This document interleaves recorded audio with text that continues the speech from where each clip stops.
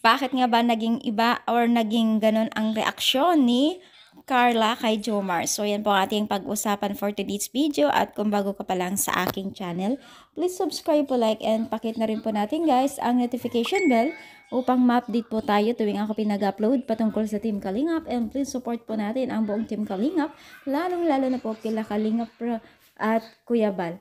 So, ngayon guys ay pag-uusapan po natin ang isa sa mga kaganapan na kung saan po ay makitaan po natin ang isa sa mga nangyari, no, at naganap po dito. So habang nga po binibiro ni Jomar, hindi naman po uminom talaga yan si Jomar dyan, mga mima ha. Pero pagkakalam siguro ni Carla ay umiinom siya talaga. Pero naman po guys, hindi. Pero tignan nyo naman po yung naging reaction ng mukha ni Carla, no? Parang hindi niya nagustuhan yung ginawa ni Jomar. Na talagang ma-feel po natin yung pagiging concern ni Carla kay Jomar na para bang ayaw niyang uminom noon, magbisyo, no? So, napakaganda po yan, mga mima, kasi unang-una po, para kay Jomar din naman po yan, para sa kanyang kalusugan, no? Wala naman pong ibang hinahangad po ni Carla dyan, kundi para sa kanya din naman, mga mima, no? So, sobrang daming nakilig po dito dahil nga po dito sa paging reaction o naging reaction ni Carla kay Jomar habang po siya ay niluloko niya ito habang kunwari ay umiinom.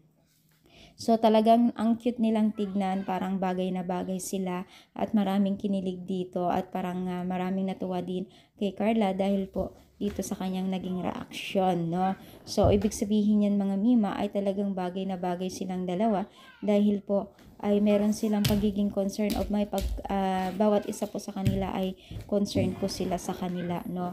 So sana nga ipagpatuloy nila yung ganitong sitwasyon nila o pag-ugali dahil napakaganda pong imahe po sa mga tutulungan pa po ng Team Kalingap, lalo't pa man po ay mga kabataan po yung mga tinutulungan ng Team Kalingap ngayon na talagang kailangan din ng gabay at protection sa bawat isa, lalo't pa man po ay sila po ay masugid at masisipag na mag-aaral. Sana nga ipagpatuloy po ng Team Kalingap ang kanilang pagtulong sa kanila. Sabi nga ni Kalingap Rab, nandyan pa rin ang Team Kalingap as long as po na tutulong tayo sa kanila habang sila po ay tumutulong din. So protektahan po natin sila, suportahan po natin sila habang sila ay tumutulong sa mga kabataan na ito, no? So, ano sa palagay ninyo, kayo rin po ba ay natuwa at kinilig dito kay Carla?